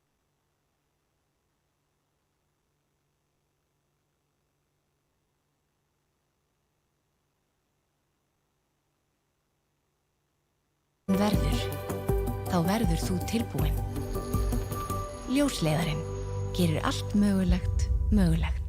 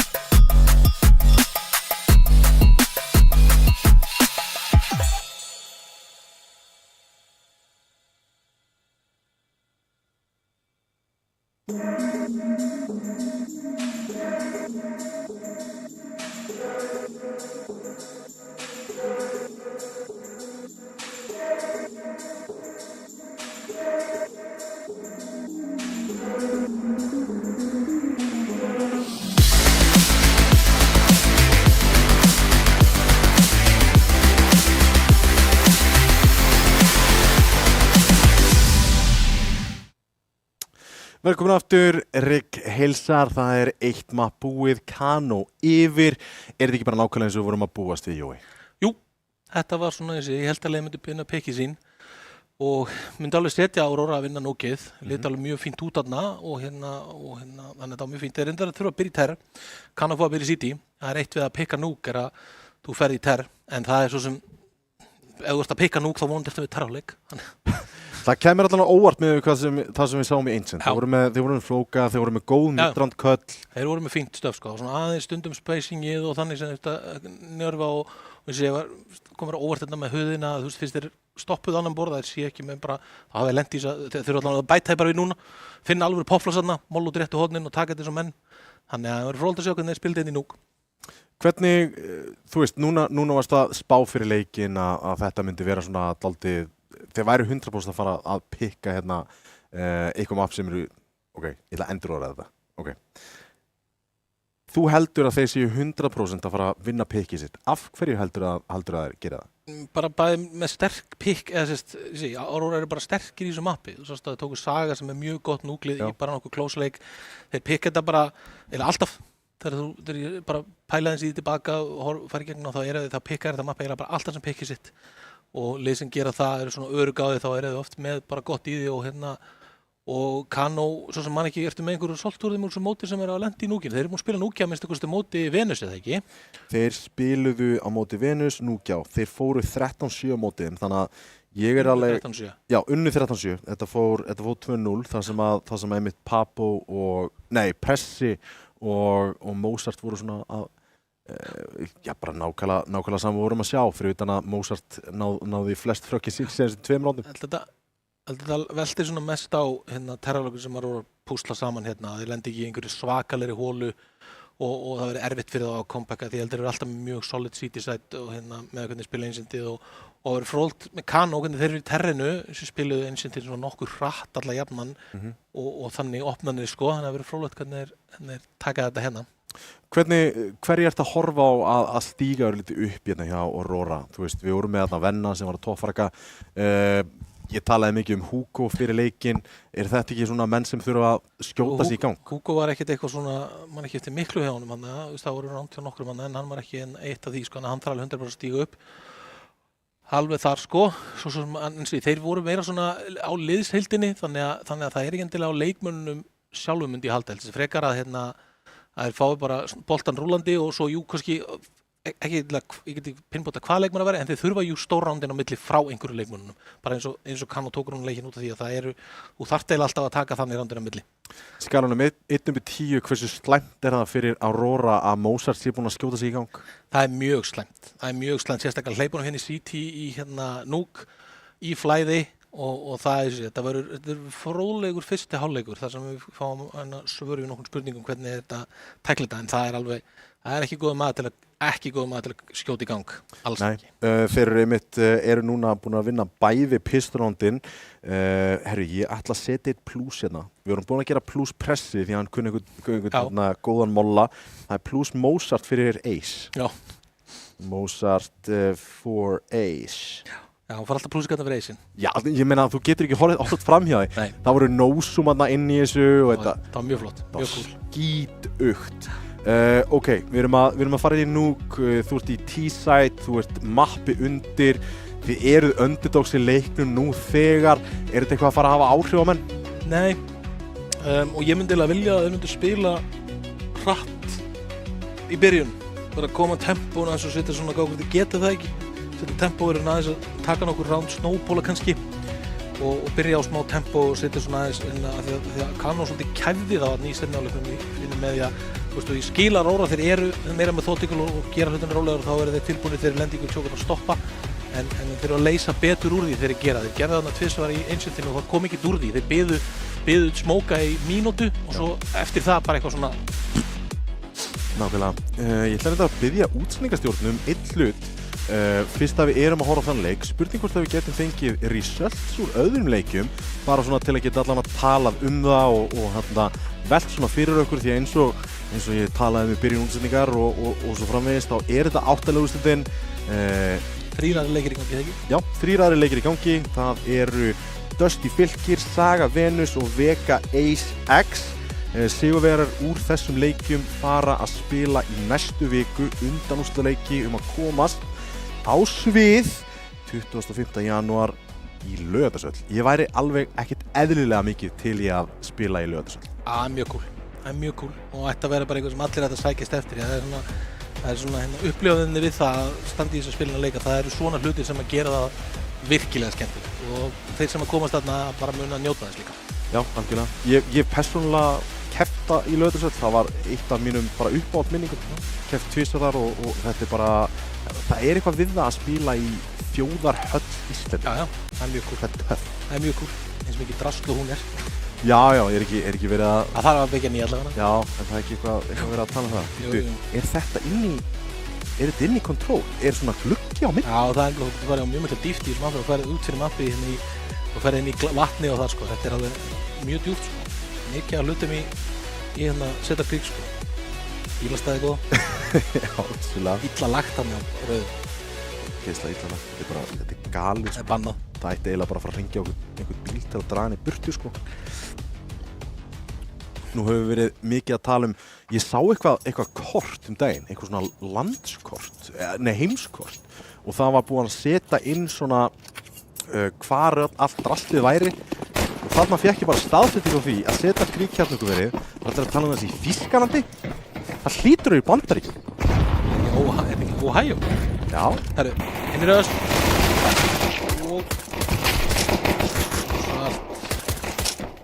Treytast hérna niður í 2v2. Pabbo, hann fellur undir leið Mozart, hann á 5 HP. Á 3 fröggunum. Það kemst inn í gula. Fer ekki inn í það samt heldur. Dusty Fylkir 1-0. Vega A6 1-0. Saga Venus 1-0. Já, þetta er bara... Allt eftir bókinni. Já, allt eftir bókinni. Engin uppsett. Og finnur ekki frakkið! Það er Mozart sem heldur áfram stríkinu. Það er 3. pistolið til Kano. Það eru 8 + 4, það eru 12 kill í 3 rándum. Já. Það er alvöru af því að við vorum að tala um á hann hægur leikur og allt það skilur og þá þú sagði ég held að hann sé ekki að koma með kompakt þegar hann var í 11 killunum. Já. Hann búinn að taka 12 í seinustu 3 rándum þannig að hérna er þetta er eins mikið kasterkurs og hægt er sko. Ég kalla hann út í þetta 11 frögg. Já, það er ace í næsta nátt. Herðu, rótt að sjá.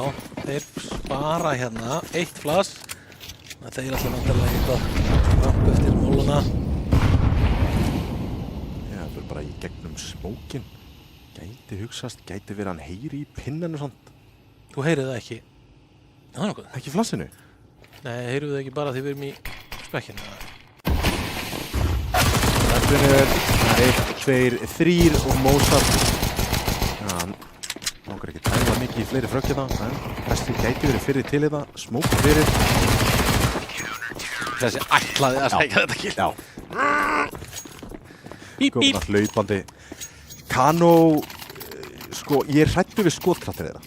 Já, það er rosalega skotkraftur og rosalegt svona, þau komum og þú þarft að stoppa þá sko, það var svona sem að Aurora áðan sko leiði þeim klára græsana svo þurftu þeir svo mikið að geta stungið upp í þá, ekki leiða þeim að klára rándið eftir að þeir tóku fyrst að þeir eru að róa sko, þannig að 3 MP9 hins vegar hérna á, þeir henda smókunum. Lobbygröss?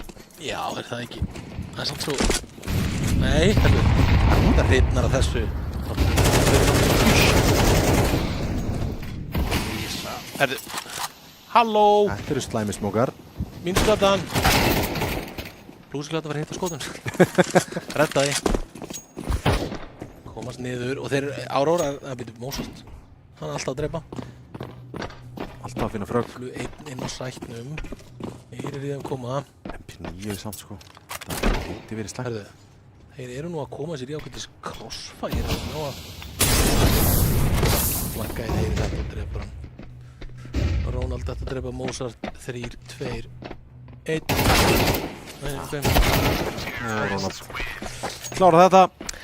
Aurora bara Sveittur er komin úr ofan. Sveittur komin úr ofan. Það er enda risa. Ég sá að Hugo kom í United-treyna. En Aurora taka hérna aftur, fyrsta rándi sem þið kaupa eftir að þeir eru að spara þarna með AK-kaupi og lifa með 4. Það er bara mjög sterkt að vera ekki að missa menn og vera ekki að gera þetta eftir sig. Þannig að ég fór prófs fyrir það. Og það er bara rétt kaup hérna á Canon nefnilega. Það er ekki hættilega þetta móla á vegginn.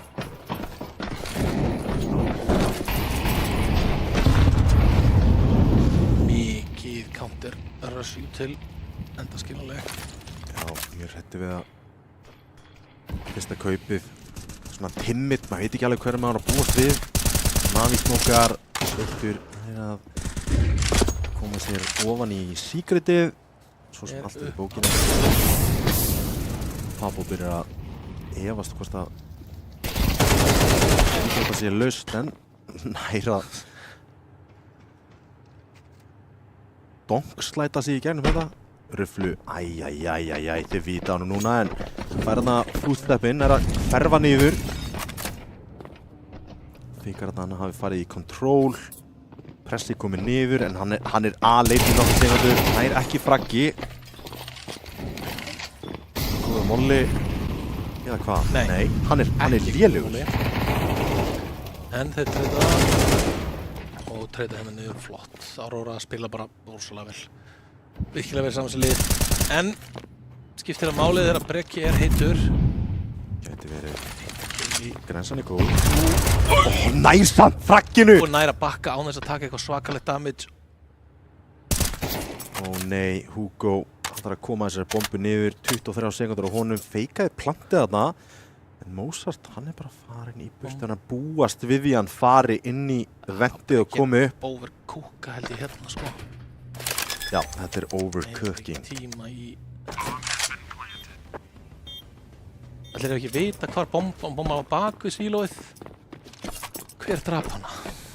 Breki... Nei, betur, ég man ekki. Komst inn single. Komst inn í single. Frá að vera þar. Það er plantað aftan á. Þannig að þetta er þægilegt fyrir Hugo. Mjög þægilegt. Já, hann er langt í burtu, þannig að hann er eiginlega... Hann býtur við það í kittarnar reyndar. Gæti feikað deffið og sé eitthvað sem fá eitthvað. Eða bara haldið inni. Býtur nú við. Hann heldur. Næristu á seinustu sekundunni. Það sekundu brotið. Vá! Og maður sér Hugo þarna í myndinni alveg anda léttar. Það var haldið sunni. Vá. Þetta var munnaði óbóðslega litlu. En engin peningur eftir á Kano og þeir eiga ekki að kaupa hérna þó að þeir hafi ítt þeim niður. Þeir eiga bara að treysta sítjálögnum sínum. Já, það er nákvæmlega sem er að gera. Hvítu 50 í mestalagi. Æjæj. Nei, býtur upp. Ja, hann er enda rampspilari. Hann spila ekki skempinína. Gæti við. Samt ekki hrifin að þessu. Minnst það ómikil áhætta. Já. Reyndar, Novan, ég peppa hann yfirleitt alltaf að því að killið borgar hana. Hún er svo ódýr sko. Já, já. Kostar svo rosa lítið sko. $1100. Þannig að bara eitt kill er í rauninni búin að borga hana. Sveittur í off-angle hann að Rufflu er samt að spila fyrir framan ískur sko. Diglunar þurfi eiginlega að setja smá pressu þannig að Rufflu fá hann að kenns hérna að nota þessa Nova. Það var snirtilegt. Áspurning hvað Aurora gerir. Þeir eru allir grúpar í lobbyin og Hugo er bara að hlaupa hérna úti. Þeir eru bara að bíða eftir lobbykröndsinu. Mjög rólegir. Hann er búinn að klíra útisvæðið í raun og veru. Hugo ætlar að koma í gennum viðbingu. Restin hlýtur að vera að koma í gennum gula. Rufflu gæti fengið að nýta þetta. Hann spottaður út hana. Hann náði bara einum til að loka þessu rándi. Það er 3-2, Aurora komin í forystu. Ég held áfram að rósa Aurora fyrir að vera rosalega efficient. Það er bara, þetta bara aðdóðanvert. Þetta er svo rosalega mikið vant oft í lið. Gera þessa hluti bara eins og menn þó þetta sé leiðilegt, þá er þetta langmest efficient leiðin. Veistu hvað mér finnst leiðilega heldur en að spila leiðilega? Tapa, já. You and me both. Já, ég skal. Ég skal nefnilega taka því, sko, að spila leiðilegasta leik í heimi eða í vinnan, sko. Aftur, já, Röfflu fer á MP9. Þeir ætla Text og hann missir minimal HP það. Ætti samt að gruna hans í komið niður og Mozart þess að... Breki. Já, byrjar að svara glæsilegt skot. Risa. Hann er bara komin í gang þessi Það drengur. vantar... Eru þið bara 4 eller bara... Já. Engin annar... Fundist eins og þetta vera einhver annar að með úti einhver smá... Þeir eru rosalega boksaðir inn þegar það drefnir eitt núna. Það er vel gert þegar Röfflu tekur 2 og tekur damage á 1. Mozart með þess að koma inn Tópas í hellið í Mozart útlitið. snúðu Breki. Þetta var ekki eins og 4-3, þetta var bara leti. Já. Flott rándi á Kano og þessi fínt, mjög gott venda hjá Aurora Sess, mjög smúð, en eftir það var eins og þau treystuði bara fullkomlega að venda við myndi ná að disrupta vörnina nóg. Þegar það gerist ekki, þá bara stoppiði við og náttúrulega. Kallið var einhvern veginn komið fyrir Mozart að hann alltaf í Secret. Útivegg með þessu eða eitthvað til að þú veist, til að sé smá kofi fyrir einhverju eða þú veist, einhverju að lörka einhver staðar til liðana. Það feilir smóknum aftur. Það var ekki spurning, þeir eru spottað á þann. Hann hittir hann núna. Það er þægilegu smókpressi búin að róta þetta niður og Mollin örlítið of snemma hérna í Secretið. Papo Brensan spottar en glæsileg fröggina kom út frá Aurora. Röfflu hins vegar komin inn í lobbyið með flankina. Veit stálgæinn. Hann heyrir hann Leipur hann. Ok. Vita 100% meit. Hún fær bara að komast frítt inn. Þeir missa samt alveg af honum einhvern veginn. Já, þeir eru að bíða eftir. Já, ég skilur þetta hvað þeir eru að gera. Þeir eru að bíða eftir playinu, en þeir eru búin að gjörsamlega tínunum sem að er óþægilegt fyrir þá. Já. Að þeir voru algjörlega vissir hvað hann er og svo er Breki Mozart á lífi. Tekur damage þannig fullt, já.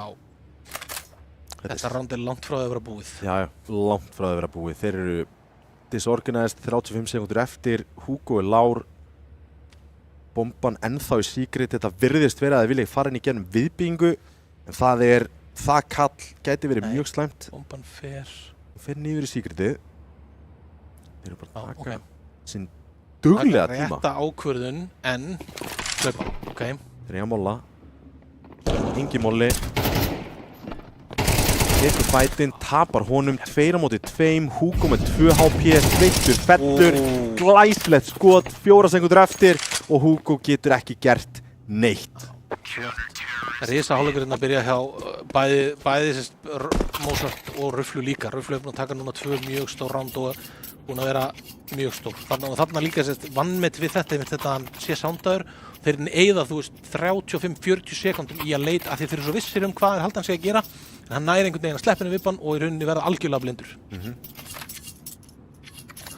Hugo með byssu og hinir eru á bara nippinu. Hann er hitja AK. Hitja AK með Hugo bjöfnars og smók. stíga hérna upp bara. Eiga stórt round. Vannmet í þessu roundi er mitt að taka mikið og getur af killum og damage til að peningurinn er ennþá á grænsunni hjá Sítjón, þannig að þú vilt alveg 100%. Gott er óþægilegt engul til að vera að spreyja þetta niður. Ronald nær... Það verður ykkur að vera hliðin á þig til að svinga af þér. Þegar þú tekur bara fyrstu sko og svo náður alltaf að snúa upp á þig þannig að þá getur þú skotið í hliðin á þig, einhver með hann. 5-3. Annað AK-kaup og smókvegg og með því. Fróðilegt að sjá hvort þeir verði með eitthvað. Nú er ég búin að henda smókvegnum, sína hann mjög mikið og eitt rándi fór sveittur einn með honum og eitt rándi fór margir með honum.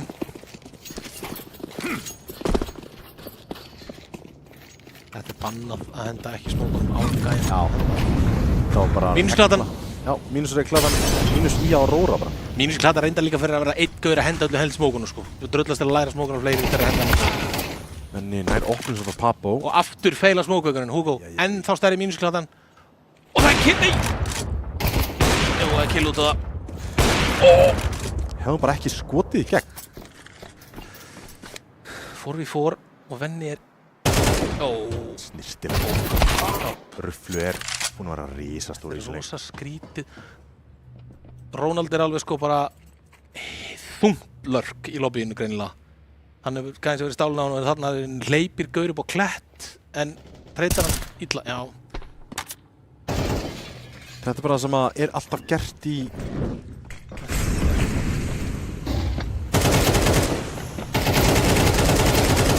Mjög vel gert á Kanoina og þeir líta bara mjög vel að stoppa alveg í götina á ég heyrði það að taka út við pásuna, já. Þeir þurfa þetta alveg fótt. Eitt sem ég finnst rosalega áhugavert við Ronaldana í einhverju lörki að ef þú ætlar að taka heavy lurk þá þarf það eiginlega að committa á heavy lurk. Já, það var alveg líka slæmt að hann hleypi gaur upp á klett sem nær killi á Vincent og þann gefur þá upp á lurk af því að hann gefur upp að hans líka halda aftur í lobby. Já. Þeir eru samfónu að minnka tölun að sjá marg úti þannig að þeir vilt fyrir á einangra og mér finnst þeir eru að gera þetta svolítið sko Aurora þeir eru mikið bara 4-1. Það er ventaði þarna, 4 ram. Svo þeir eru útismókar, 4 með því 1 í lobbyinu. Ég held þeir þurfi aðeins að treysta því að dreifa aðeins álæginu og setja meiri press á fleiri stöðum á mappinu sko. Mozart kominn á vappan. Var hann ekki vappa í senstróti? Jú, það er rétt. Hann var á okkur senstróti. Það er góð killi á Hugo. Samfærið samt að hefði Hugo bara ekki spammað í gerðum með smók þá hafði hann bara lifað, geta komist neyri í secretið en jæja, það er eins og það er. Það er erfitt að sjá á milli sjálfur en þessi mínusum kaldan aðlega þetta að viffa smóknum sko, það er bara, það er líka bara svo óþægilegt fyrir þig sem terran hinn, að þegar þú ferðað að vegnum að vitt ekki, óþægilegt vitt í gappinu. Já. Og þú er svo stressaður í kringum hann, tekur miklu meiri tími í allt. Þannig að þetta er eitthvað sem þarf að passa. Gefur sítjónum senast á að róta þetta örlítið lengra í þessu. Og bara gerir henni vegginn þannig sé moot point ef það er view í gegnum. Hann er henni til að klippa augu og þannig taka upp upplýsingarna sko. Rufflu komið niður í secretið, alltaf að gæjast upp og sjá hvort hann sjá eitthvað. Það er fullt að finna. Pressi heldur Kenny annar sem er í reyn. Þetta er þægileg útivörð. Þeir eru góð svör hér við nákvæmlega sem er að gera. Mozart í mildtíðin að halda rampinum. Það eru 2 leikmenn þar. Aðeins að splitta sem meira upp hérna en eins og þú segir, gæti verið betra að gera þetta í gunroundi. Já, þessi sem hérna bara, maður skilur alveg hvað kannski hérna bara að dreifa á rétt þessu rándi hérna að þú átt að sem terri að reyna að láta sýt hérna eða sem mest af stöffi að því að þið þurfa að ríkaupa það, láta eða peningum. Þannig að þetta er ágætt svo sem hjá Aurora. Spurning hvað endgameið er, þeir eru með 2 smóka og 1, nei veitum við, voru ekki með 2 smóka, með 1 smók og 2, jú, eru með 2 smóka, það var að droppa hann já. 2 smóka, það er spurning hvert er hendið. Þetta er rampsmók og íþróttasmók. Ok, og hvað, flassa svo inn? Arkitekt er með flassa á sér. Flott. Props á þetta. Það er mjög cool. Næstu hellið. Nær, svo er að koma sér í burtu. 1 upp í heaven. Papo. Mozart góður í eldgjörunni. En Mozart er ódrepandi. Þetta hefði verið nósum. Þetta hefði ekki verið nósum. 2v2 akkurat núna. 2v1. Hugo kom með byssu, Rufflu.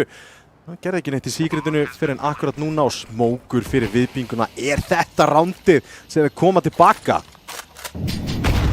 Vita þá á honum, Grenslan er góð að kýra smókin og Hugo með gott frey, beint í haus.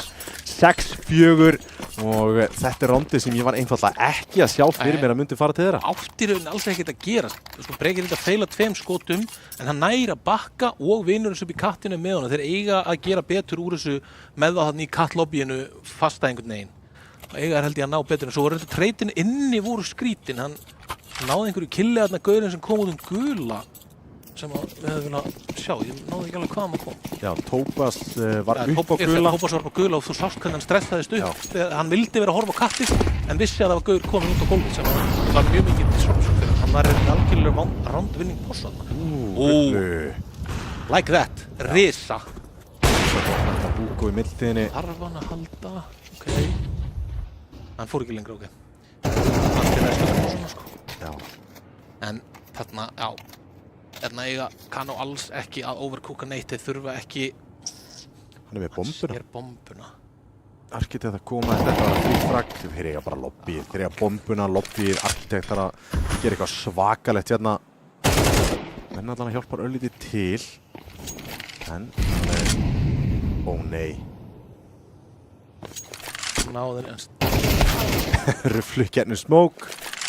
Nær... Það er nú bara reynd að shifta í burtu því svona... Já. En ég veit ekki hvort það er að horfa á bombuna en... Fullt af fútstepa þarna fyrir venna til að vinna með, en... Það er rufflu...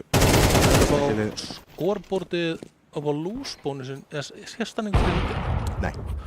Ok, ég er það á lúsbónusin á Aurora. Þannig komin undan það ekki play núna. Fáum þá bara skorbortið upp ef við...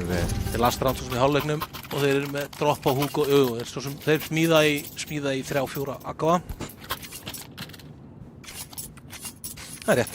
Já, losbónus niður fyrir Þannig að er hann bara í freestyle? Já. Ok. Já, alltaf leið, gott að vita samt. 7-4, þetta er Aurora vilja, 8-4 er alls ekkert skellulegu terráleikur í nú sko, en þeir vilja alveg 100% taka hérna og eiga það alveg inni sko. Pablo að fara í góða stöð og Þeir taka bláa. pressa, smóka og býtu og bara niður síkert með það gamla góða, gamla Góða him skana. niður síkert, ok, og Mozart, já. Og smókur fyrir grensa kemur hérna. Svo sem lítið, en þeir eru... Eru þeir með á læsta fyrir ofan síkretin líka? Eru þeir með á bara 5 í LVT síkretinu læsta sko? Nei, þeir eru að vinna í lobby control akkur núna sýnist mér. Telja að þetta sé nóg pressi á Mozart. Mozart á 16 frökkum akkur núna. Mollin eins og er góður að ná honum að línunni. Lassi fyrir góða skaða þarna, en ekkert fragg enn sem komið er. Overrun. Hann var ekki nú ákveðinn í hvað hann vildi gera þannig. Þurfti eiginlega bara að setjast á línuna 30 skota treyð eða bara eiginlega ekki taka neina línu sko. Þess að þeir molluðu Mozart þannig út. Er hann ekki með backupið? Rufflu nær einum treytaður út. Þetta er slæmt fyrir CT-ana samt sem áður. Þeir eru 2 uppi ennþá. Þeir eru samt ennþá rólegir. Það er ekki gefa eins og sens á rótinu. Býtu. Þetta var ekki fragg. Það var alveg eins og gaurinn þetta dáið. Sverða. Það var... 3-3.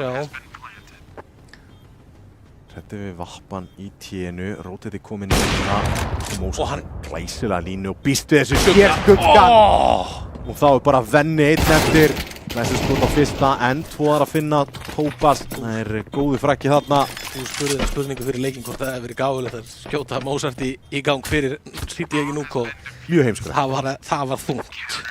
19-6, 1400 damage. Risa hálfleikur. Já. Pablo tekur bara sopa af kaffibóðanum. Þetta er bara another day in the office sko. Að vera að karriera Mozart. Alrighty. Það er frólt að segja þetta er samt ekkert sko Aurora, þú veist sem lið sem pickar the map. Þá viltu ekki sé meir úr þessu en þeir vita þetta er samt alveg leikur sem þú átt að tekið tilbaka með bara alvöru lásinn í terr af því að Kano verða ekki með, það er frólt að segja hvernig Kano verða með, þú veist hvað verða með, hvort við hendi vegnum úti. Tók eftir Aurora henda alltaf 3 smókunum. Það er svona svolítið overkillnum og sért með einhverja pælinga bak við að henda líka vippasmóknum. Þú veist, þú nota hann í aðra hluti kannski. En fróðilegt að segja hvað Kano gera hérna. Ég veit alveg að þeir eru með allt þetta í arsenalinu en það er spurning hvernig þeir púslaði saman. Hérna í pistólinu eru þeir með Mozart eftir að kaupa. Þannig að þeir ætli þetta ekki eitt util-set. Já. Mozart fjárfestir í því. Droppa P250. Mér er að taka tactical timeout bara svona til að ræða sín á milli hvað þið vilja gera nákvæmlega í þessu rondi.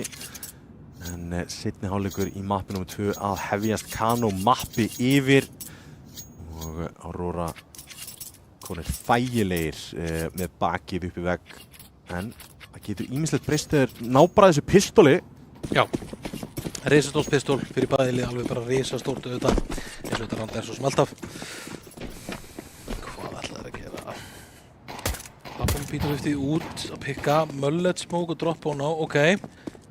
Blassa þeir fyrir hellið, já þetta er hellið, röss í hellið og... Þetta er cool round, þetta er mjög cool round. Pressa þarna frá hinum megin. Þetta vörnin og CT er mjög óþægileg. Einn á CT, einn upp í Heaven, Topaz kom með rampinn en Hugo og Ronald með 2 tilbaka. Bakka núna inn. Einn í vörnin í Heaveninu. Það er ekki að koma nógu vel við, þannig að bomban ætti að fara niður hérna. Retakeið er Kid og Smoke, nei það er Flash. Hann er komin inn á Sprite. Ó nei, ná bara einfalda ekki frökkunum hérna. Pressin er að lifa á kassanum og þetta verður bara allt of óþægilegt fyrir þá. Pressi fyrir í skítinn, alvöru, tala skít. Tala þeim skít! Veit ekki hvað er að gera. Herðu, 9-4. Þetta er 4. pistoli í röð. Það er náttúrulega ansi góður grunnur að leggja því að vinna leik hér. Að vinna til höfðist pistolroundin og konverta. Já. Og konverta það ekki líka? Jú. Konverta öllu. Aurora er náttúrulega mjög kræfir á því að spara í þessu rándi. Já, vissulega. Gera það aftur hérna. Virkaði mjög vel fyrir það í einsend. Hver er þetta? 8, Pabbo, nei. Breki, henda smókun. 8. Ok. Það er enda bara 2 eins og ég segi. Þetta er svona eiginlega... Ruflu opnar þetta en fellur í kjölfar á því. Venni með frakkið. Dusty komnir áfram í fjörulega úrslitin. Voru að leggja fylki af velli. Pabbo. Nei, hvað er þetta? Þetta hefði ekki verið skemmtilegt. Ronald að reyna að eigna smá pening þarna. Það getur verið vappi fyrir Venna væntanlega. En Sveittur með mökkuna nær ekki að gera neitt. Leifa missa bara mökkurnar. Þeir eru bara með, verða með 5 rifla hérna. Peningurinn alveg bara mjög fít sann í séð. Ok. Hérna sko, hérna væri ég til í að sjá Kano spila mjög hægt. Bara fatta, þú veist, seinast rössuð þeirra á móti einhver stöffinu. Já. Pick up og frá, þið vita er ekki neitt stöff. Látum mínútuna líða þá eigar ekki stöff. Af því að það er líka, hvernig ætlar að halda núk með einhver stöffi eftir einhver tíma. Þú veist að vera með ansi sterk setup. Sjáum, cross-smoke. Til að maður í byrjun allavega. Ok. Elska þetta. Ó, þetta er geðveikt! Þetta er alveg gjörsamlega magna ránd. Geðveikt!